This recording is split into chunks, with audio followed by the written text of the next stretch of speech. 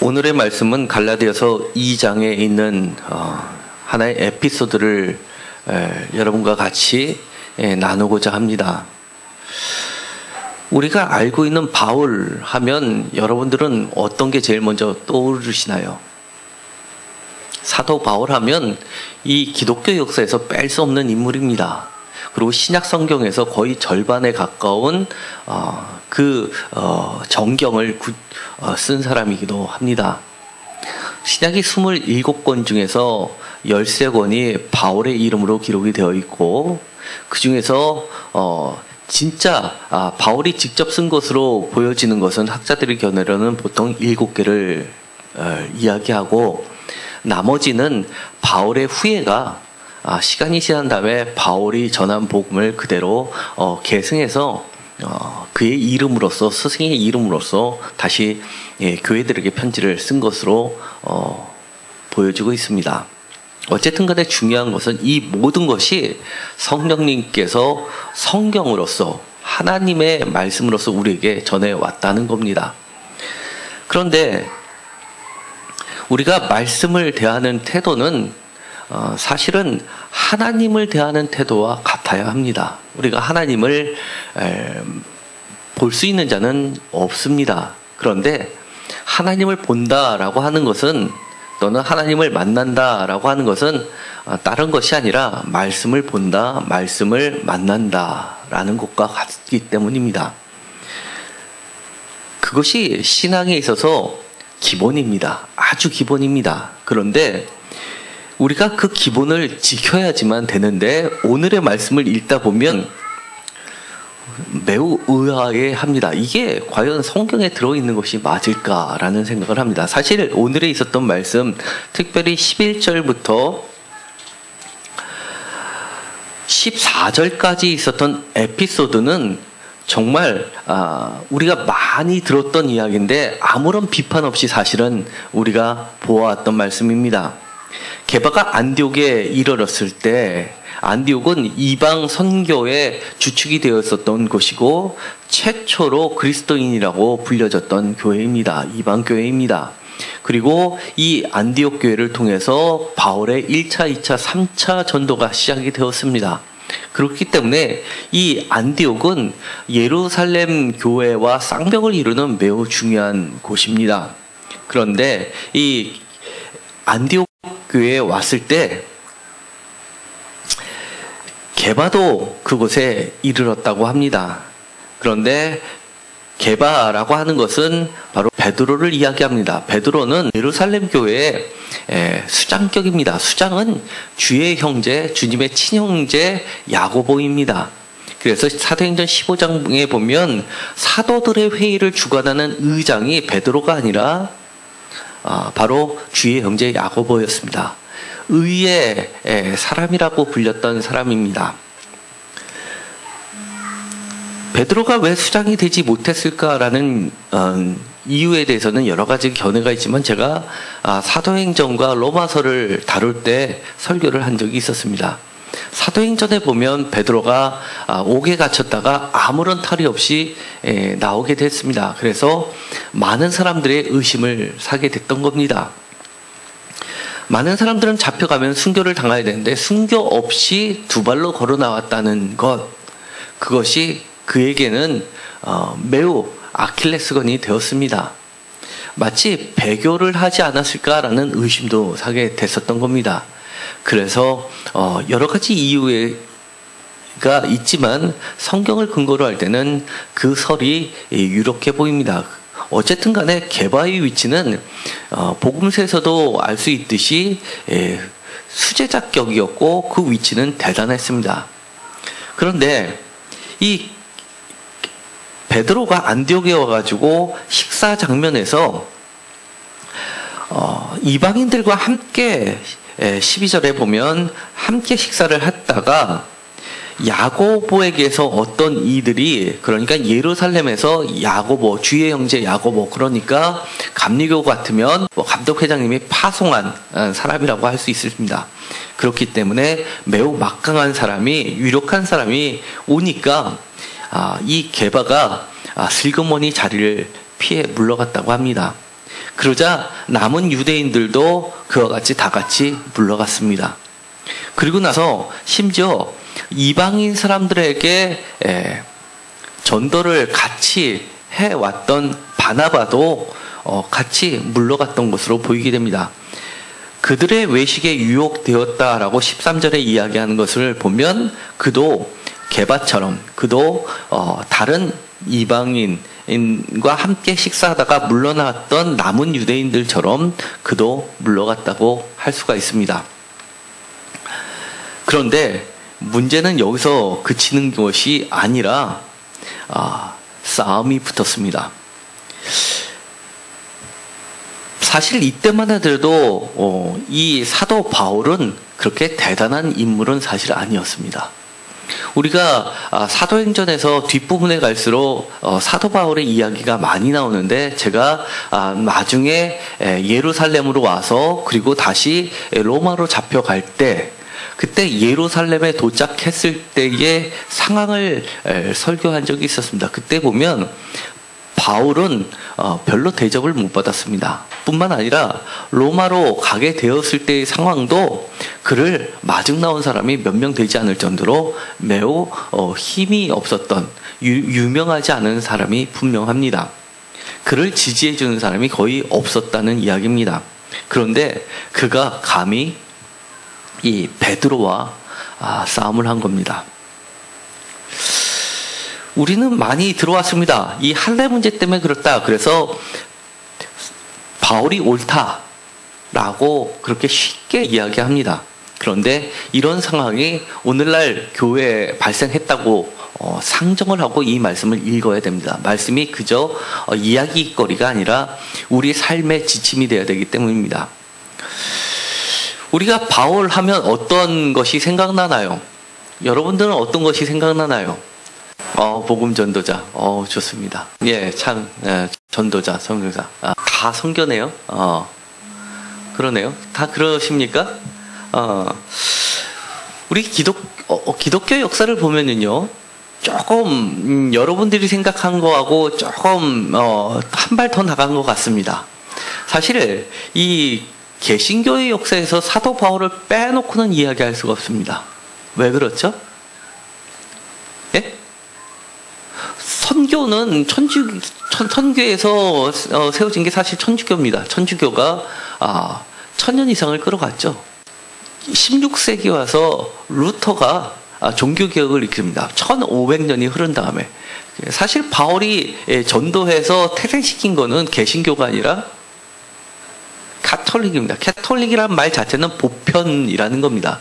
모든 교회가 예수 그리스도의 한 몸이다라는 것을 상징합니다. 그래서 교회가 탄생한 겁니다. 그런데 우리가 천주교를 믿지 않고 카톨릭을 믿지 않고 개신교를 근간으로 믿고 있습니다. 이거는 제가 지금 이야기하는 것들은 시간이 지나도 중요하니까 이렇게 하는 게 좋을 듯합니다. 안 그러면 기억이 안 남으니까. 바로 종교개혁을 일으켰던 것이 다른 것이 아니라 로마서의 구절을 읽고 그리고 회심해서 그렇게 된 것입니다. 루터가 외친 것은 의롭게 되는 것이 행위로서가 아니라 오직 믿음에 의해서라는 것이 개신교가 탄생한 근간이 된 겁니다. 그것이 로마서에 나와 있는 말씀을 근거로 한 겁니다. 그 다음에 또 한 가지가 있습니다. 여러분들은 이제 여러 가지 것들 중에서 공통적인 건 전도자인데 전도자가 전한 메시지 중에서 무엇이냐라고 했을 때 저는 이 예수님을 믿고 나서의 우리의 삶을 지대하게 영향했던 거, 우리가 안 믿는 사람들이 기독교가 뭡니까? 라고 했을 때 제일 먼저 떠오르는 거, 지금은 보편적인 문화가 됐습니다. 바로 사랑입니다. 고린도전서 13장에 나와 있는 사랑장, 바울, 다른 사람보다도 이 바울이 영향을 크게 미친 거는 제가 보기에는 두 가지 정도라고 할 수 있습니다. 하나는 믿음의 위치를 정립시킨 것, 또 하나는 우리의 삶에 있어서 사랑이라는 것을 드러낸 것. 심지어 이 사랑에 관련된 것은 가요에도 있을 정도입니다. 그런데 고린도전서 13장에 있는 그 사랑에 대한 내용, 여러 가지가 있지만 13장 4절에서 7절까지에 있는 말씀을 제가 주보에다 실어놨습니다. 사랑은 오래 참고, 사랑은 온유하며, 시기하지 아니하며, 사랑은 자랑하지 아니하며, 교만하지 아니하며, 무례히 행치 아니하며, 자기의 유익을 구하지 아니하며, 성내지 아니하며, 악한 것을 생각하지 아니하며, 불의를 기뻐하지 아니하며, 진리를 함께 기뻐하고, 진리와 함께 기뻐하고, 모든 것을 참으며, 모든 것을 믿으며, 모든 것을 바라며, 모든 것을 견디느니라. 아멘. 그런데 우리가 갖고 있는, 우리 머릿속에 들어있는 사랑이라는 개념을 보면 바울이 이야기하는 사랑의 개념이 여러 가지가 있는데, 그 중에서 우리가 사랑입니까 아닙니까를 선택지를 놓고 고르면은 제가 밑줄 쳤던 것들이 사랑에 해당하는 것이라고 생각합니다. 예를 들어서 사랑은 오래 참고, 사랑은 온유하며, 사랑은 무례히 행하지 아니하며, 사랑은 성내지 아니하며, 사랑은 모든 것을 참으며 모든 것을 견디는 것, 이것이 사랑이고, 예를 들어서 악한 것을 생각하지 않고, 불의를 기뻐하지 않고, 진리와 함께 기뻐하고, 모든 것을 믿은 것을 바라며, 이 내용은 사실 사랑의 영역이라기보다도 예를 들어서 정의 또는 충성 또는 소망, 희망, 이런 다른 영역으로 생각하는 경우가 많이 있습니다. 그런데 이것이 고린도전서 13장에만 있는 말씀이 아니라 오늘 읽었었던 갈라디아서에도 이 내용이 그대로 반복이 됩니다. 갈라디아서 5장 22절부터 23절에 가면 악행 덕목이 있고 선행 덕목이 있는데, 특별히 22절에서 23절은 성령의 열매라고 해서 열거해 놓은 것들이 있습니다. 오직 성령의 열매는 사랑과 희락과 화평과 오래 참음과 자비와 양선과 충성과 온유와 절제니 이 같은 것을 금지할 법이 없느니라 라고 되어 있습니다. 여기서도 보면 고린도전서 13장에만 이야기하지 않은 개념들이 반복이 됩니다. 그러니까 바울이 사랑이라는 것을 한번 생각나서 툭 내던진 게 아니라, 그가 예수님을 믿고 나서는 그의 삶을 지배했던 게 바로 사랑이라는 겁니다. 우리가 갖고 있는 개념 중에서 이 성령의 열매라는 것이 사랑이라는 하나의 항목으로 들어가 있지만, 우리가 고린도전서 13장에 있는 말씀하고 비교해 볼 때는 밑줄 쳐 놓았던 부분, 사랑, 그리고 화평, 오래 참음, 자비, 양선, 온유, 절제라는 부분은 고린도전서 14장 4절, 7절에서 사랑을 설명할 때 들어갔던 개념이 그대로 형태만 바뀌었을 뿐이지 반복되고 있음을 보게 됩니다. 그러니까 사랑하면 여러 가지 개념 중에서 특징적인 것이 오래 참는 게 기본적으로, 인내하는 것들이 기본적으로 들어갑니다. 우리가 성경을 해석할 때 한 구절만 보지 않고 1차적으로 잘 이해가 되지 않는 부분은 그 같은 커다란 단락에서 1차적으로 찾아야 됩니다. 그런데 오늘 읽었었던 말씀 중에서 특별히 11절과 14절에 있었던 이 바울의 행동을 보면 그가 지금까지 이야기했던 것과 맞을까라는 의구심이 듭니다. 이것을 답을 내리지 말고 한번 우리 상황에서 발생했을 때 이 믿음이라는 것, 그리고 복음이라는 것과 이 사랑이라는 것과 바울이 지금까지 끊임없이 이야기했던 것을 종합적으로 놓고 이 사건을 한번 해석해 봤으면 좋겠습니다. 베드로도 목회자이고 사도 바울도 목회자입니다. 바나바도 목회자입니다. 그런데 이렇게 시끄러울 정도로 대놓고 싸움이 벌어졌습니다. 그럴 때 어떤 생각이 드십니까? 옳습니까? 틀립니까? 그렇죠? 흉하죠? 예, 그렇습니다. 예, 그거는 믿는 자의 모습이 아니라고 봅니다. 이 사도 바울이 어떻게 했어야 됐습니까? 아주 좋은 말씀입니다. 여기 보면 책망 받을 일이 있다라고 하고 공개적으로 지금 야단을 쳤습니다. 이것은 싸웠다기보다도 진리에 관련된 말씀을 가르쳤다라고 보셨습니다.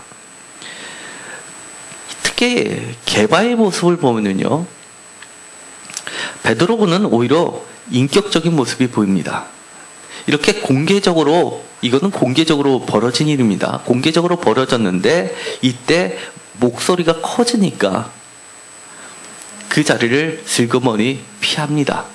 대놓고 다투지 않고 일단 그 자리를 피하고 조용히 마무리를 짓습니다. 이렇게 보면 사실 베드로는 매우 인격적인 사람으로 나오는 겁니다.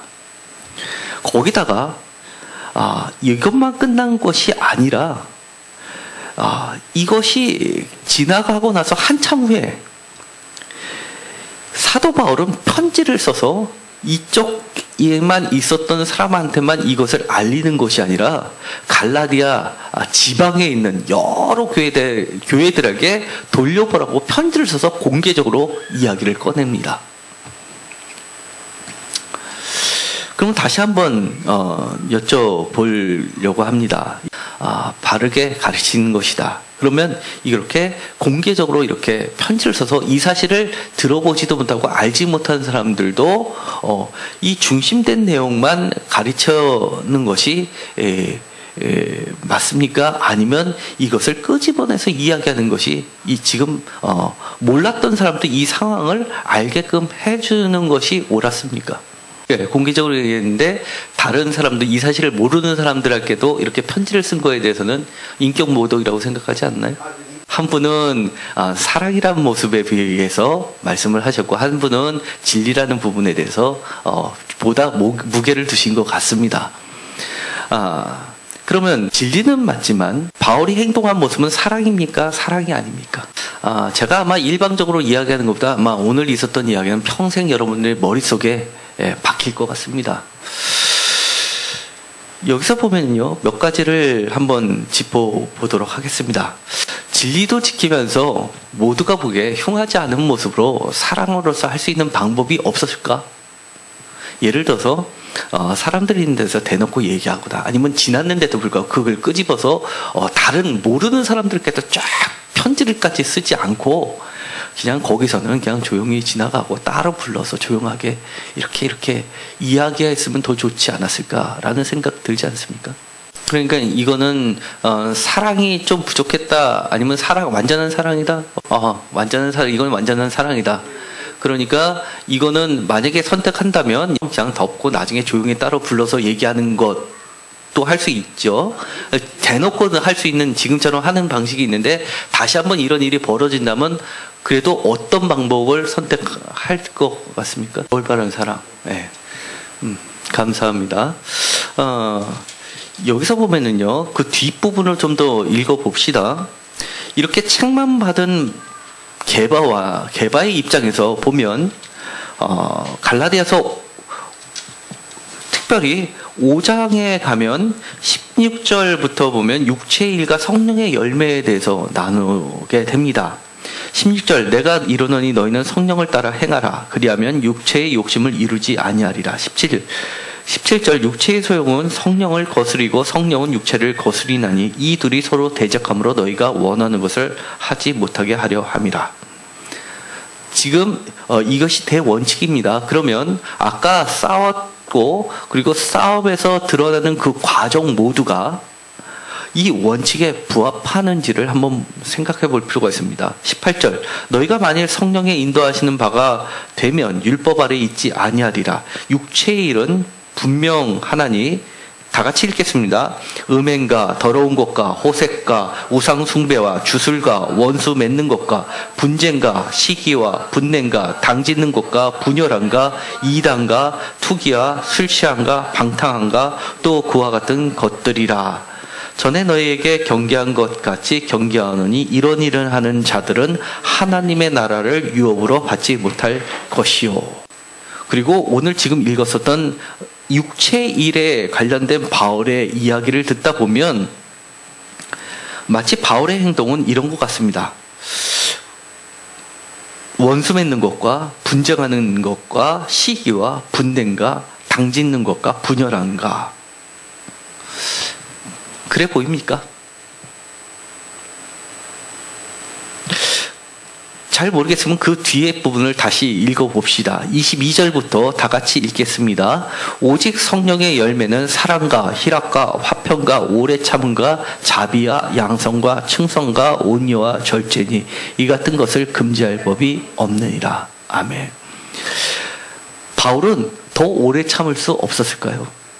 바울은 조금 더 온유할 수 없었을까요? 바울은 조금 더 절제할 수 없었을까요? 다시 원점으로 돌아가서 이 사건을 한번 보도록 하겠습니다. 이 두 사람은 특히 게바와 게바와 사도 바울 두 사람만이라고 일단 두 진영이라고 보고 그리고 나서 다시 한번 이 사건을 보도록 하겠습니다. 이 사건을 볼 때 이렇게 대놓고 모든 사람에게 공개적으로 하는 이 것들에 대해서 이야기할 때 중요한 이야기를 하는 것이 있습니다. 2장 11절부터 14절까지는 나오지 않았지만 이것을 포기할 수 없을 정도로 이런 진리기 때문에 했었던 이유가 있었습니다. 그것이 바로 이 갈라디아 교회들에게 편지를 썼던 목적입니다. 바로 1장 6절부터 10절까지입니다. 이것은 매우 중요한 거니까 다 같이 한 목소리를 읽도록 하겠습니다. 그리스도의 은혜로 너희를 부르신 이를 이같이 속기 떠나 다른 복음을 따르는 것을 내가 이상하게 여기노라. 다른 복음은 없나니 다만 어떤 사람들이 너희를 교란하여 그리스도의 복을 변하게 하려 함이라. 그러나 우리나 혹은 하늘로부터 온 천사라도 우리가 너희에게 전한 복음 외에 다른 복음을 전하면 저주를 받을지어다. 우리가 전에 말하였거니와 내가 지금 다시 말하노니 만일 누구든지 너희가 받은 것 외에 다른 복음을 전하면 저주를 받을지어다. 이제 내가 사람들에게 좋게 하랴 하나님께 좋게 하랴 사람들에게 기쁨을 구하랴 내가 지금까지 사람들의 기쁨을 구하였다면 그리스도의 종이 아니니라. 아멘. 우리는 11절부터 14절까지 2장 11절부터 14절까지 사건을 발생하고 그것을 해결하는 그 방식에 있어서 뒤에 나와 있는 것처럼 갈라디아서 5장 22절부터 나오는 이 성령의 열매의 원칙에 맞춰서 처리하는 것보다도 오히려 우리 눈에 비춰봤을 때는 육체의 일에 해당하는 것처럼 갈라디아서 5장 19절부터 21절까지 있었던 내용들이 기준들이 적용되는 과정인 것처럼 보이는 것들을 확인했습니다. 그런데 이렇게까지 그렇게 보일 정도로까지 했던 이유는 다른 것이 아니라 갈라디아서 1장 6절부터 10절까지 보면 바울은 이렇게 이야기하는 겁니다. 자기는 이렇게 하는 것이 다른 복음과 그리스도의 복음 사이에서 선택했다는 겁니다. 이 이야기는 진리라는 문제가 대두된 겁니다. 진리라는 것 때문에 이것을 진리, 그리스도의 복음을 지키기 위하여 다른 복음에 오염되지 않게 하기 위하여 그리고 변하지 않게 하기 위해서 자기가 취한 행동이 마치 겉으로 보기에는 육체의 일처럼 보이지만 최종적으로는 결론적으로는 바울은 그것이 성령의 열매 사랑이라는 겁니다. 그것은 사랑이다. 나는 사랑이다라고 보는 거하고 같은 겁니다. 네, 이렇게까지 하면 간단한데 조금 더 생각해 보면 그러면 베드로는 다른 복음입니까? 이 말대로 하면 갈라디아서 1장에 있는 것처럼 다른 복음과 그리스도의 복음 사이에 싸울 때는 사생결단으로 싸웁니다. 그러면 이 베드로와 바울이 싸운 이 내용은 이처럼 사생결단하면서 싸울 정도로 다른 복음입니까? 다른 복음 아닙니까? 아, 그렇습니까? 그러면 이렇게 싸우면 안 되네요. 다른 복음 앞에서는 그럴 수 있는데, 참된 복음을 지키기 위해서는 그러는데, 왜냐하면 그리스도의 복음이 변질되지 않기 위해서 그럴 수는 있는데, 자신이 살아왔던 그 습관, 문화 때문에 하는 것은 사실은 조금 다른 방법을 더 취했어야 되는 겁니다. 사랑은 더 오래 참았어야 되는 겁니다. 그렇죠? 그렇기 때문에 이 구절은 우리 현실 속에 그대로 벌어졌다고 생각하면 굉장히 어려운 겁니다. 진리를 하려면 이거는 다른 방법으로 조금 더 은혜롭게 절제하면서 참으면서 갔어야 되는 겁니다. 그렇죠? 왜냐하면 이건 다른 복음이 아니니까. 심지어 다른 복음을 이야기할 때 엄청난 말을 합니다. 다른 복음을 전하면 누구든지 9절을 보면 저주를 받을 것이다 라고 합니다. 그런데 이것이 한 번 얘기하는 것은 아니라 8절에도 저주를 받을 것이라 두 번이나 이야기합니다. 쉽게 말해서 저주를 받는다는 얘기는 천국에 못 들어간다는 이야기입니다. 그러면 다시금 이야기의 원점으로 다시 돌아오겠습니다. 이 모든 것을 종합해야만 합니다. 만약에 베드로가 다른 복음이 아니었다면 사도 바울은 절대로 이처럼 해서는 안 되는 겁니다. 그렇죠? 뒤에 나오는 것처럼 말로는 사랑을 이야기하면서 실제로 그는 사랑을 지키지도 못한 자가 됩니다.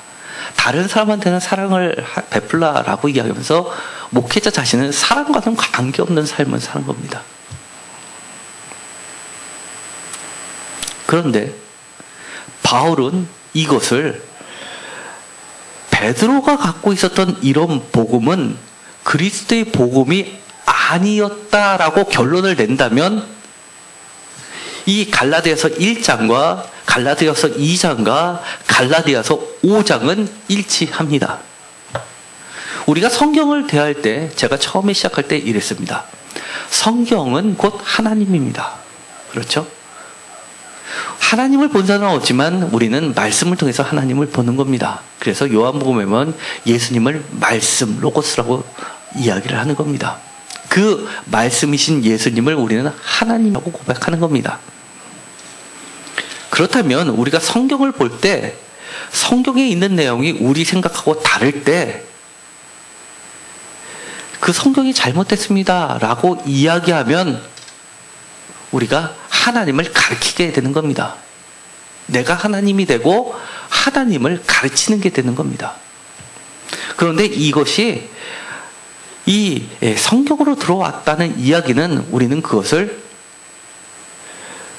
이건 맞고 틀리다가 아니라 이것을 해석하고 받아들이는 일만 남은 겁니다. 왜냐하면 하나님이 말씀하셨기 때문입니다.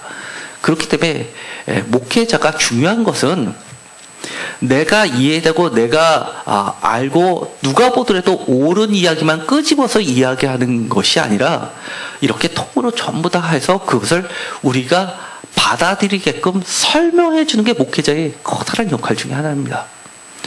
해석하고 받아들이는 일만 남은 거지 이거는 성경이 아니다라고 자르는 역할이 아니라는 겁니다. 여기서 그러면 우리가 이것을 어떻게 받아들여야 됩니까? 갭이 큽니다. 바울은 심지어 1장을 기준으로 보면 이렇게 한 게바, 베드로는 다른 복음을 갖고 있었다라고 이야기하고 그는 저주를 받을 것이다 라고까지 이야기합니다. 너는 천국의 열쇠를 가진 자가 아니라 천국에 못 가는 존재다. 그러니까 나는 지금 그것을 사랑으로서 싸워야 된다라고 이야기하는 겁니다. 이거는 우리가 받아들이는 일만 남은 거지 우리가 그것을 가르쳐서는 안 되는 겁니다. 그러면 왜 그는 다른 복음이라고 생각했을까요? 그것이 매우 중요합니다. 다시 갈라디아서 5장으로 가겠습니다.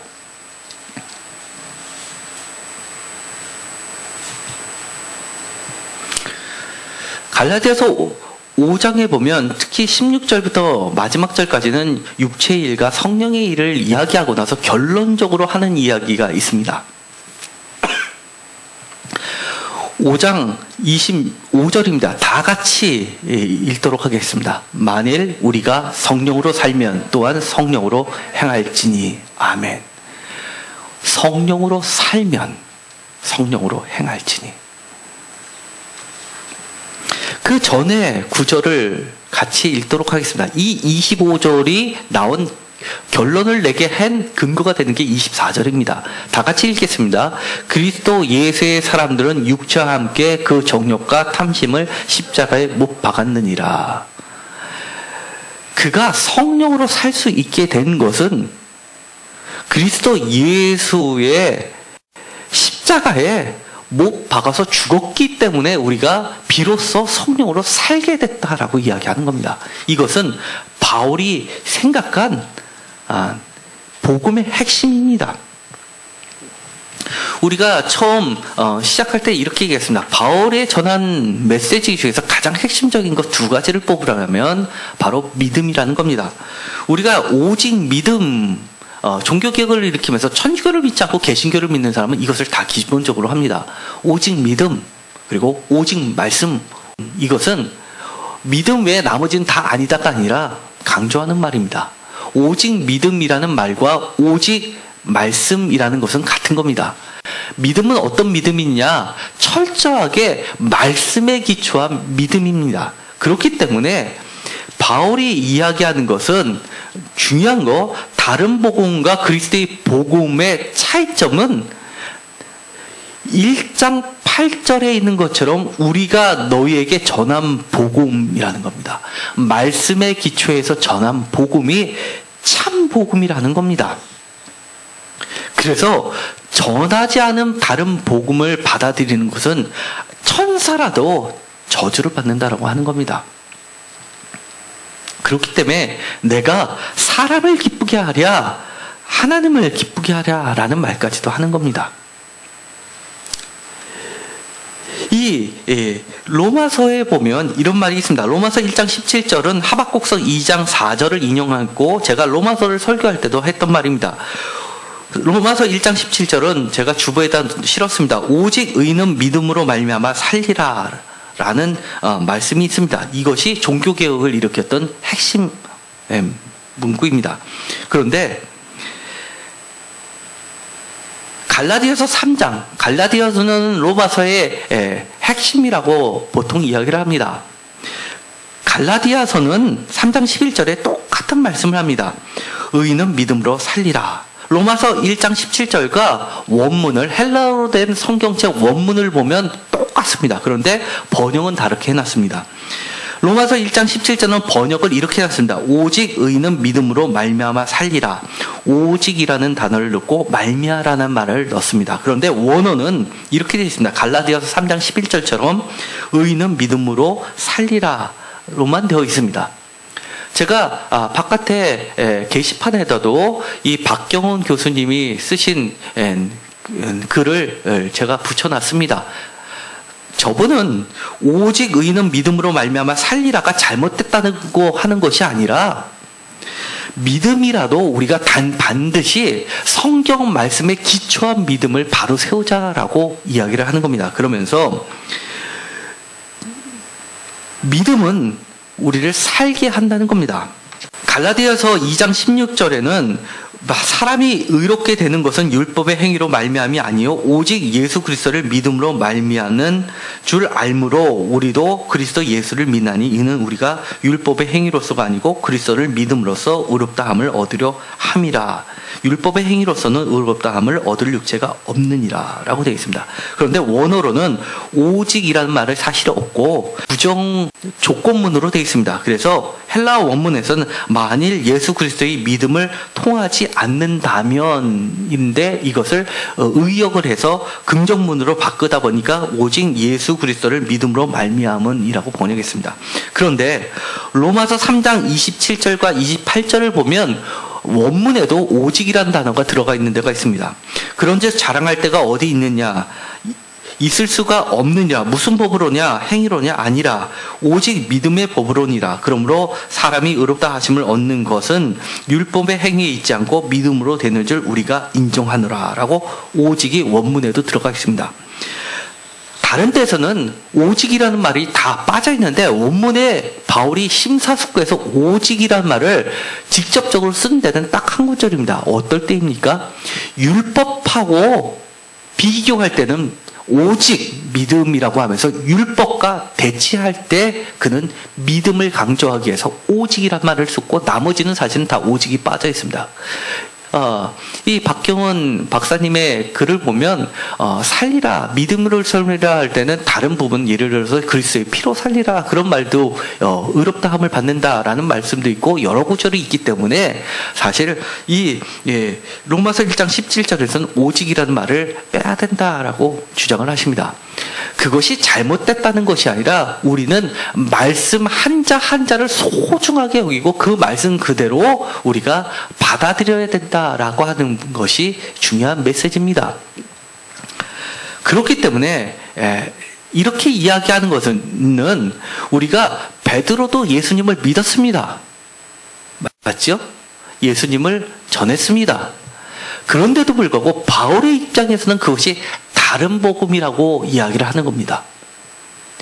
예수님의 이름을 고백한다고 다 참 복음이 아니라는 겁니다. 바울의 입장에서는 오직이라는 단어를 쓸 때 그 많은 서신준 중에서 단 하나 쓴 것이 율법과 대조를 일으킬 때 반드시 쓴 것이 오직 믿음입니다. 그렇기 때문에 오늘 있었던 말씀, 그 베드로가 취했던 행동, 이방인과 같이 식사 자리를 할 수 없고 유대인들이 오니까 그것을 피해서 사라진 이유는 그것은 율법에 기초했기 때문에 참 복음이 아니라고 하는 겁니다. 이것은 매우 중요합니다. 그가 이것을 다른 복음이라고 정의를 내린 이유가 중요한 겁니다. 그렇기 때문에 그는 율법과 바로 대치되는 함께 할 수 없는 다른 복음, 복음에서 벗어난 거짓된 복음, 저주에 있는 복음, 가짜 복음과 진짜 복음을 가려내는 작업을 한 겁니다.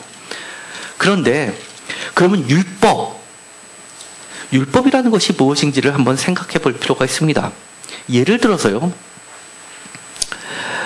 우리가 읽었었던 갈라디아서 5장 뒷부분에 갔을 때 예를 들어서 육체의 일은 분명하니 음행, 더러운 것, 호색, 우상숭배, 주술, 원수 맺는 것, 분쟁하는 것, 시기, 분냄과 당짓는 것, 분열함과 이단과 술 취함과 방탕함, 이런 모든 것들이 개바가 이랬습니까? 율법의 근거를 둔 복음을 지향했던 사람들이 이랬습니까? 사실 이거하고 그들하고는 아무 관계가 없습니다. 그렇죠? 뒤에 성령의 열매를 이야기할 때 사랑과 희락과 화평과 오래 참음과 자비와 양선과 충성과 온유와 절제니, 오히려 온유와 절제는, 오래 참음은 오히려 베드로가 보여줬습니다. 그런데도 불구하고 이 성령의 열매가 있는 것 같지만 결코 이것은 진짜 복음이 아니라고 하는 겁니다. 이것은 매우 중요합니다. 바울이 그리스도의 법을 이야기한 것이 있습니다. 그런데 그리스도의 법을 원문을 보면 그리스도의 율법이라고 이야기하는 겁니다. 율법이 행위로 규정하느냐 아니면 그리스도의 법, 그리스도의 규칙으로 해석하느냐는 단 하나입니다. 살리느냐 죽이느냐에 있는 겁니다. 왜 바울이 이것이 거짓 복음이라고 이야기하느냐 하면 5장 25절에 결론적으로 한 얘기, 그것은 성령으로 살지 못하기 때문입니다. 성령으로 우리를 살려내지 못하기 때문에 그것은 죽음에 이르기 때문에 그것은 거짓 복음이라고 이야기를 하는 겁니다. 최근에 여러 이야기를 드렸습니다.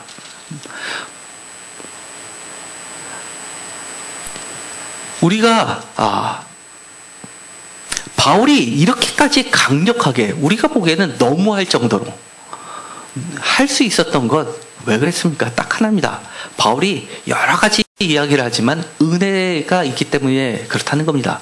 그는 자기가 예수님을 받아들이는 것은 은혜라고 이야기합니다. 그래서 로마서에서도 그렇고 이 갈라디아서도 편지를 쓸 때 끊임없이 이야기하는 게 은혜입니다. 1장 3절에 인사할 때도 우리 하나님 아버지와 주 예수 그리스도로부터 은혜와 평강이 있기를 원하노라. 그리고 6절에도 그리스도의 은혜로 너희를 부르신 이를 이렇게 이야기합니다. 그가 받은 은혜가 너무 크기 때문에 그 은혜에서 떠나가지 않기 위해서 그는 사생결단하고 싸우는 겁니다.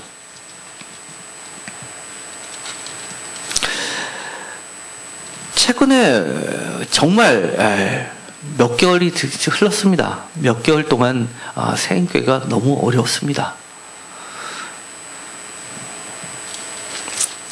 떠나신 분들은 떠났습니다. 그리고 또 떠나실 분이 있을지도 모르겠습니다. 그러나 제가 분명한 기준을 하나, 떠나시더라도 알고는 떠나셨으면 좋겠습니다.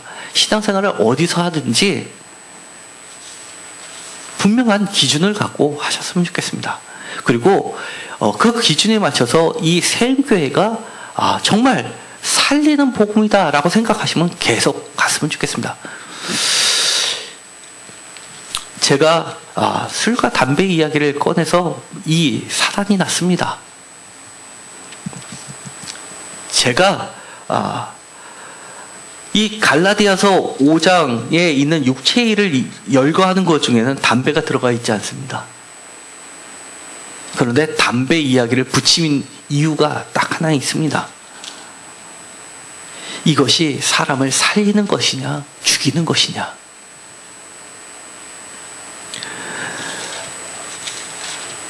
사실은 이 바울이 이야기한 기준대로 하면 이 성령의 목록과 그리고 육체의 목록 안에 포함되지도 않은 일인데도 불구하고 이것을 개바와 그렇게 사생결단으로 싸울 수 있는 이유, 이것이 과연 살리는 것이냐 죽이는 것이냐를 놓고 이것이 율법이다, 이것이 복음이다를 판단했던 단 하나의 기준입니다.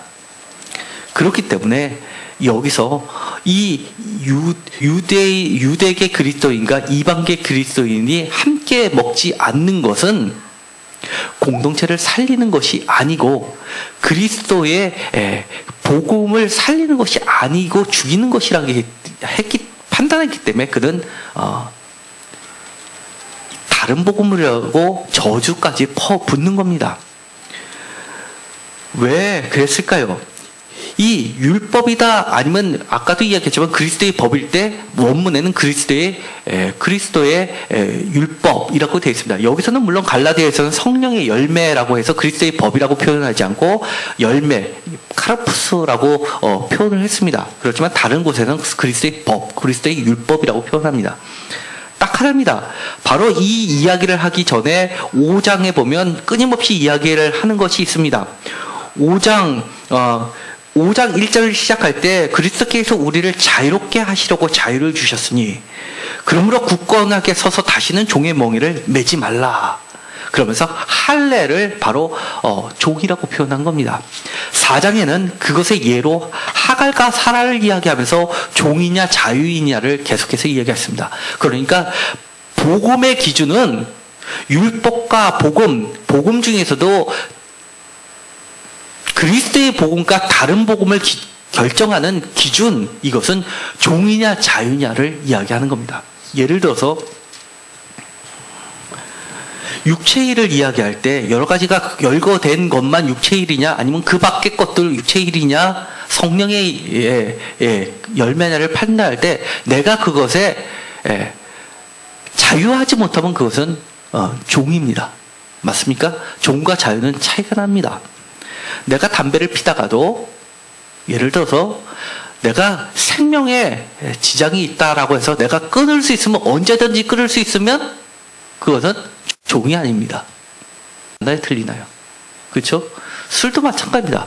술, 담배 끊기 어려운 거 누구나 다 아는데 지금 마약 성분의 약을 2년 넘도록 먹고 있고 몸무게는 급속도로 불어나고 있고 그리고 의사 선생님도 여러 차례 담배 끊으시라고 위험하다고 얘기했음에도 불구하고 한쪽 마음에서는 끊어야지, 가족을 생각하고 내 사랑하는 아내와 내 사랑하는 가족을 놓고 끊어야지 생각한다면 그거는 바른 생각인데, 끊고 싶은데도 끊지 못하고 끌려다니는 것, 이것은 자유입니까? 종입니까? 그 정도까지 가면 사실 그거는 종입니다. 그거는 육체의 일입니다. 그것은 복음이 아닙니다. 예수님을 믿는다고 하면서도 게바처럼 바울에게 있어서 거짓 복음이라고 이야기하는 것은 하나의 기준입니다. 살리느냐 죽이느냐. 게바는 이 이후에 어땠을까요? 제가 보기에는 이 성경이 지금 이 편지가 우리의 성경으로 들어왔다는 이야기는 이 베드로는 그 이후에도 끊임없이 율법적인 생활을 하지 않고 자유인으로서 이방인들과 자유롭게 식사를 했을 것으로 추정이 됩니다. 더 이상 종이 아니라 자유인이고 그도 참 복음으로 그리스도의 복음으로 누렸을 것으로 보는 것이 타당합니다. 많은 논란이 있지만 제가 결코 포기할 수 없는 것이 있습니다. 살려야 됩니다. 은혜를 기억하십시오. 우리가 어떻게 지금까지 왔는지를 기억하시기 바랍니다. 많은 사람이 이야기할 겁니다. 그러나 바울처럼 여러분들은 받아들여야 되는 겁니다. 말씀에서 이것이 너희들 눈에 보기에는 분냄과 시기와 당짓는 것과 이런 것처럼 보이지만 그것이 아니라고 이야기하는 겁니다. 진정한 사랑이라고 이야기를 하는 겁니다. 제가 다음 시간에는 계속해서 갈라디아서를 할 겁니다. 은혜라는 부분을 조금 더 이야기를 하고 사랑, 정의, 진리 이런 중요한 핵심적인 단어들을 더 보려고 합니다. 그러나 오늘의 이 사건을 통해서 여러 번 내리의 시간을 많이 소비했는데 질문과 답변 듣는데 거의 20분 이상 소비했지만 그것이 평생 남을 줄 압니다. 우리가 정말 그리스도의 복음에 머물러야 됩니다.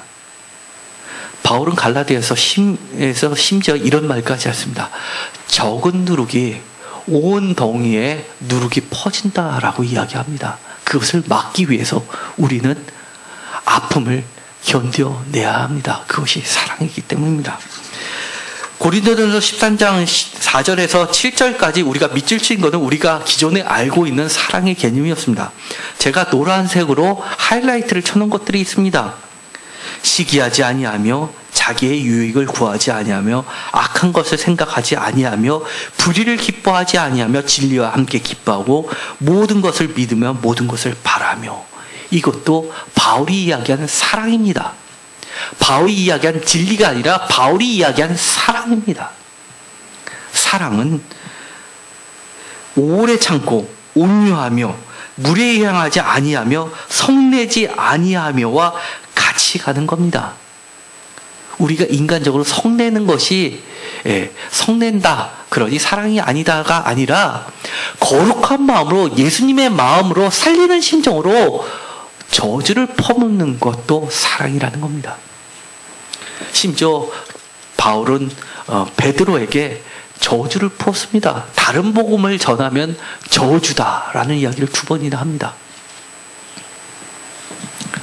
우리가 정말 오직 말씀에 근거하는 건강한 믿음으로 우리가 신앙생활을 해서 끝까지 그리스도의 복음에서 벗어나지 않게 되기를 간절히 소망합니다. 우리 인생 길지 않습니다. 우리 인생에 주어진 시간 최대한 우리가 주님을 위해서 달려갔으면 좋겠습니다. 기도하고 마치기로 하겠습니다. 하나님 감사합니다. 오늘 우리에게 인간적으로는 잘 이해가 되지 않지만 주님의 귀한 말씀을 주셨습니다. 우리가 그것이 잘못된다고 한다면 우리가 하나님 머리 꼭대기까지 올라가서 가르치는 것이 되고 맙니다. 우리가 하나님께서 우리에게 주신 그 말씀은 우리가 받아들일 수 있게 하여 주옵소서. 오늘도 성령님께서 함께하여 주시사 주님의 말씀을 성령님의 해석으로 성도들에게 전했습니다. 성도님들도 마음을 넓혀서 주님의 얼굴을 마주할 그날이 얼마 남았지 않기 때문에 다른 복음에 미혹되지 않고 오직 한 길로만 달려가게 하여 주옵소서. 우리가 아직 예수 그리스도 십자가 안에 죽지 않았기 때문에 아직도 내 생각이 남아있기 때문에 성경을 난도질하고 있습니다. 말씀을 난도질하고 있고 제단을 난도질하고 있고 그만하세요 라는 말을 하고 있습니다. 주님 용서하여 주옵소서. 회개케 하여 주시어서 진정으로 회개하는 심정으로 다시금 이 제단 앞에 무릎 꿇고 기도할 수 있게 하여 주옵소서. 주님은 분명하게 이 말씀하십니다. 다른 복음을 믿는 자들 저주 아래 있을 것이고 결코 하나님의 나라를 유업으로 받지 못한다고 단언하셨습니다. 그 말씀에 우리가 무릎 꿇게 하여 주옵소서. 오직 말씀, 오직 믿음, 오직 그리스도의 복음에 머물 수 있게 하여 주옵소서. 우리가 결코 다른 것 바라보지 않고 정말 그리스도의 십자가에서 우리를 죽이고 하나님께서 말씀해 주신 것만을 우리가 쫓아가게 하여 주옵소서. 그것만이 우리를 살립니다. 다른 것 사이에서 갈등하거나 고민하지 않게 하여 주시옵시고 단호하게 주님의 제단에서 선포되는 하나님의 말씀을 붙잡고 잘못된 복음에 유혹되지 않고 그것들을 바로잡을 수 있게 하여 주옵소서. 예수 그리스도의 이름으로 기도드렸습니다. 아멘.